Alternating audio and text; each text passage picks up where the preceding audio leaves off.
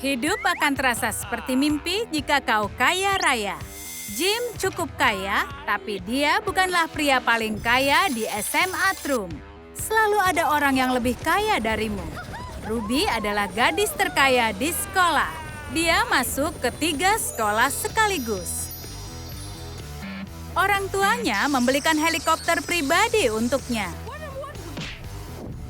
Tapi tidak semua orang bisa kaya. Dylan tidak memiliki itu semua. Dia hanya mempunyai daun semanggi keberuntungan.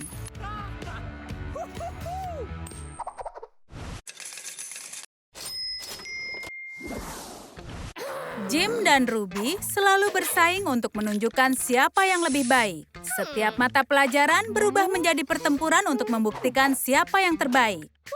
Mereka berbeda dalam membuat karya seni. Jim memilih gaya seni abstrak dan Ruby hanya ingin memperlihatkan betapa kayanya dia. Tapi Dylan mempunyai bakat alami. Dia bisa mengubah noda tinta menjadi sebuah mahakarya. Dia tidak peduli pada uang. Dia pria yang paling beruntung. Jadi, dia bisa lakukan apapun dengan sangat baik. Berjalan kaki sudah ketinggalan zaman. Kenapa gunakan kakimu yang berharga jika masa depan di depan mata? Tapi tidak sebanding dengan yang dilakukan oleh Dylan. Dia mengendarai sepatu sikat. Petugas kebersihan menjadi heboh, tapi sepatu itu keren. Saat Jim kesulitan belajar, dia akan minta bantuan orang yang banyak waktu. Ilmuwan. Dylan dibantu petugas kebersihan dan keberuntungannya. Dan Ruby, dia cukup terbuka kalau dia mendapatkan bantuan. Pemenang Nobel sedang mengerjakan ujiannya di depan semua orang. Metode mereka berbeda dan akan terjadi perdebatan yang sudah biasa. Suaranya membuat semua orang tidak bisa konsentrasi. Dan itu akan membuat banyak perhatian. Lalu Bu Guru akan marah. Dan konsekuensinya akan sangat berat. Seperti nilai yang jelek. Jim juga dapat nilai jelek. Dia ketahuan mencontek oleh Bu Guru. Tapi tidak ada yang melihat Dylan. Dia bahkan dapat nilai A+. Siapa sangka petugas kebersihan sangat pintar. Jim tidak pernah membawa banyak barang ke sekolah. Koper mahalnya penuh berisi uang, emas, dan pulpen kesayangannya. Ya, Ruby tidak terkesan. Kopernya berisi lebih banyak uang, banyak emas, dan juga buku perencanaan yang bertatakan berlian VVS. Semua orang sangat iri, termasuk dengan Jim. Tapi buku perencanaan itu punya kekurangan. Bukunya terlalu berkilau sampai Ruby tidak pernah menulis apapun di dalamnya. Dylan punya perlengkapan sekolah yang tidak biasa. Dia suka barang-barang kuno, jadi membawa sebuah tas, botol tinta, dan juga membawa bulu ayam kakek buyutnya. Semua suka jam makan siang. Kalian bisa makan dan istirahat. Tapi tidak semua makan siangnya sama. Alih-alih burger, Dylan harus memakan telur ayam yang sangat mungil. Dan itu telur dari seekor ayam malnutrisi.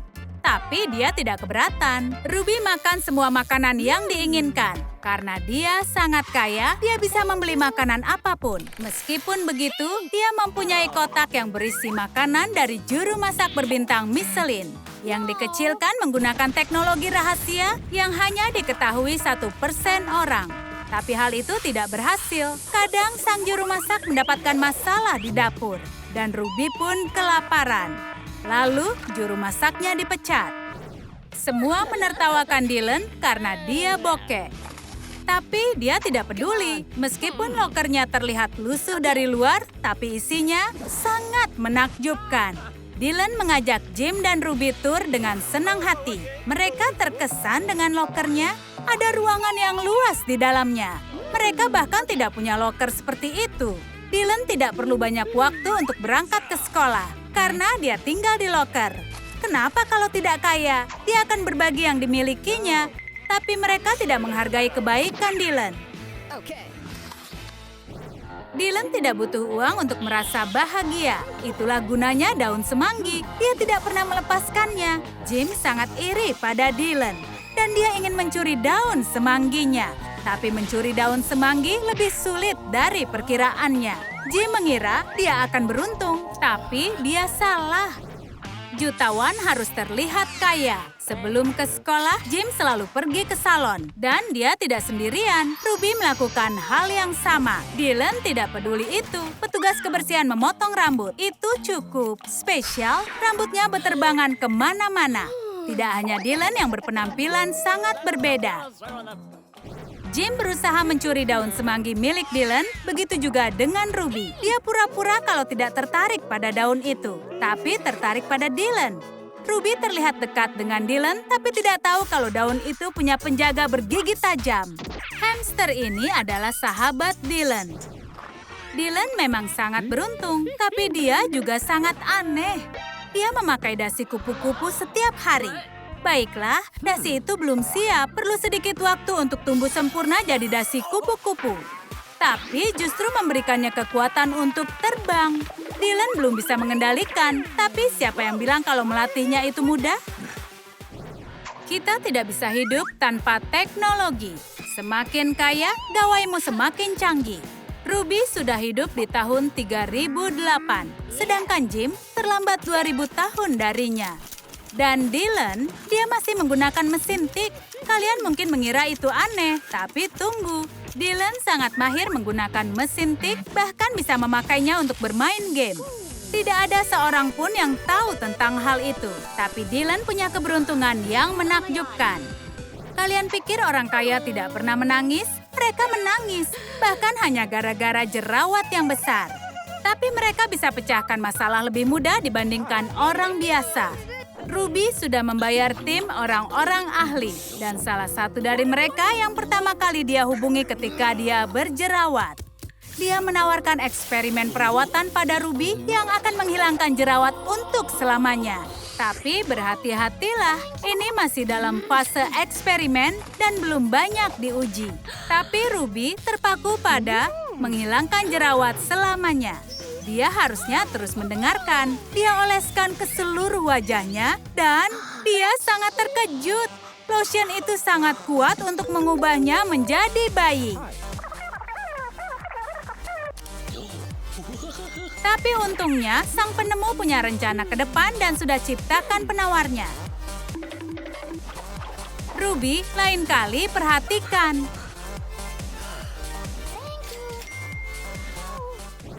Kalau ingin bersemangat, minumlah kopi. Itu minuman kesukaan Jim. Dia habiskan banyak uang untuk membeli kopi. Tapi tidak pernah mencoba minuman mahal yang diminum oleh Ruby. Dia mendapatkan kopi dari tanaman yang terbaik. Diantarkan langsung oleh pilot yang juga merupakan barista. Mereka memanggang biji kopinya di pesawat. Itu sesuatu yang layak didapatkan gadis terkaya di dunia. Sayang sekali kalau sampai tumpah. Tapi Ruby melakukannya. Kopinya tumpah. Tapi tidak untuk Dylan. Dia belum pernah mencicipi sesuatu yang selezat ini. Bahkan digunakan sebagai masker wajah. Ruby merasa sangat kesal. Jadi Jim menghiburnya dan langsung menawarkan kopinya. Meskipun harganya tidak semahal kopi Ruby. Terkadang sekolah membosankan. Jim suka menggoyang-goyangkan kursi, tapi jangan lakukan di kursi yang bisa membahayakanmu. Jadi dia ganti kursinya dengan kursi goyang. Ruby juga ingin kursi yang baru. Dan dia langsung memesan kursi yang paling mahal di dunia.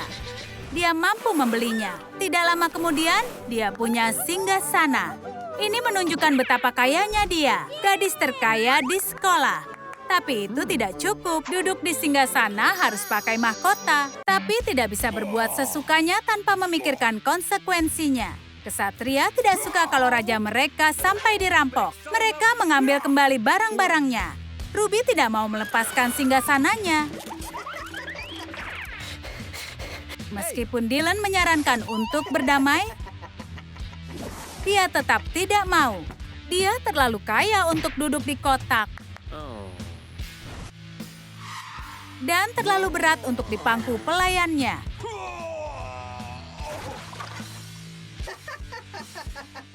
Kalau trio ini ikut bermain Squid Game, itu pasti akan sangat seru. Bayangkan yang akan mereka lakukan dengan tantangan permen.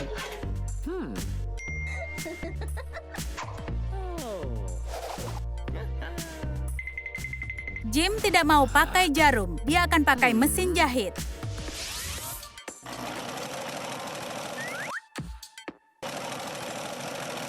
Hampir tidak bisa menyelesaikan tugas. Tapi penglihatan laser Ruby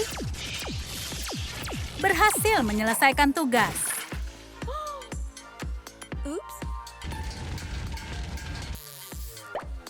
Dylan memakai permen itu sebagai bros.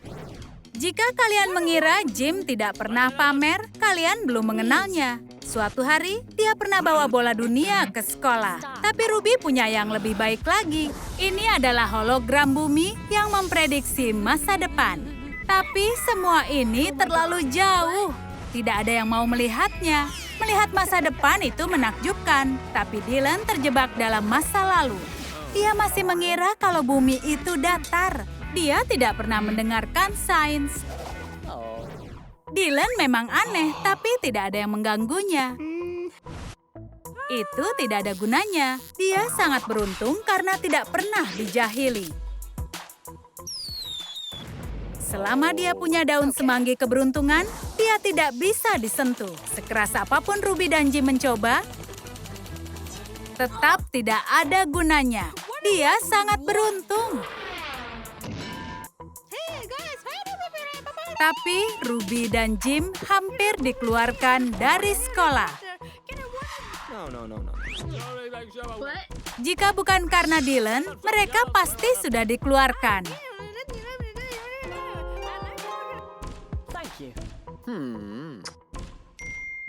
Ruby dan Jim sangat berterima kasih pada Dylan karena menyelamatkan mereka. Mereka sudah siapkan hadiah untuknya. Percaya atau tidak, itu sesuatu yang bagus. Mereka mengejutkannya dengan sebuah apartemen. Dia sangat bahagia.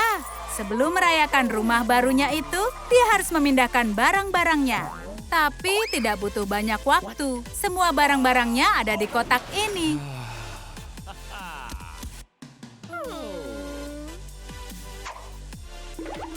Dylan ingin berterima kasih dengan membagi daun semanggi keberuntungannya dengan mereka. Begitu juga dengan loker misterius yang tidak pernah dilihatnya. Loker itu ditempeli tanda peringatan dan Dylan tidak mau membukanya. Tapi Jim akan lakukan apapun. Dia tidak terlalu bisa membaca. Apa yang ada di dalam loker ini? Jika dilihat situasinya seperti biasa. Kecuali sepertinya saat ini kutu buku sedang tren. Bahkan para murid atletis takut. Bagi orang-orang dari dunia lain ini tidak bisa dipercaya. Dunia ini seperti dibuat hanya untuk Dylan. Dia salah satu dari mereka. Tapi bukan hanya itu saja. Ternyata di dunia ini Ruby adalah petugas kebersihan. Petugas kebersihan melakukan yang dilakukan Ruby dan sebaliknya. Dunia paralel ini sangat konyol. Tapi pakaian dan alat pel tahu kalau mereka adalah milik Ruby. Mereka tetap kembali walaupun sudah disingkirkan. Ayo kembali pada Dylan. Sejauh ini Dylan menikmati dunia barunya.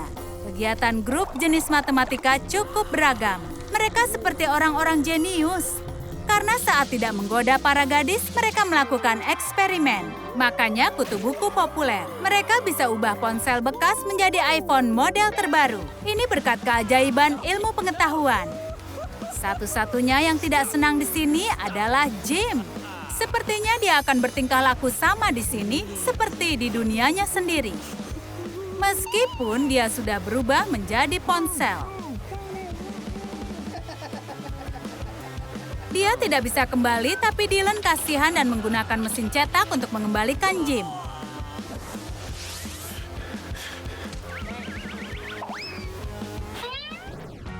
Jim merasa sangat cocok berada di dunia ini. Sebelumnya dia anak jahil di kelasnya dan tetap sama. Tapi dia tidak tahu kalau anak jahil diperlakukan berbeda di sini. Di dunia ini, kutu buku adalah raja dan semua orang harus tunduk. Mereka tidak pernah bersikap ramah pada orang lain. Mereka ditantang untuk mengikuti tradisi kuno, permainan maut Dungeons and Dragons. Hanya satu petarung yang layak untuk melewati hukuman bawah tanah. Apa Jim menghormati tradisi kuno ini? Tentu tidak. Dia tidak menghormati apapun. Bahkan di dunia ini, Jim memiliki reputasi yang buruk. Para kutu buku cemas tapi tidak membiarkan Jim. Dalam dunia ini, kutu buku yang berkuasa. Bahkan game punya kekuatan sihir. Kartu kebalikan membalas kejahilannya dan dia yang terkena kejahilannya.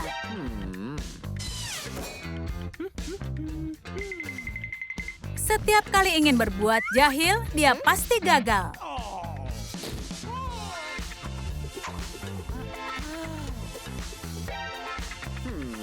Tapi dia belum menyerah.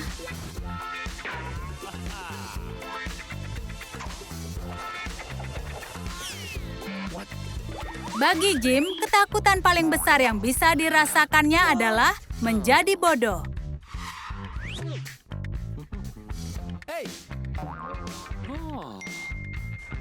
Sekarang Jim menjadi bahan tertawaan di sekolah. Dia bahkan dinominasikan untuk penghargaan yang bodoh. Sementara itu, Dylan menjadi populer. Semua gadis cantik menyukainya, tapi mereka memperlakukan Jim seperti penyakit. Dia benar-benar diasingkan dan dia harus melakukan sesuatu.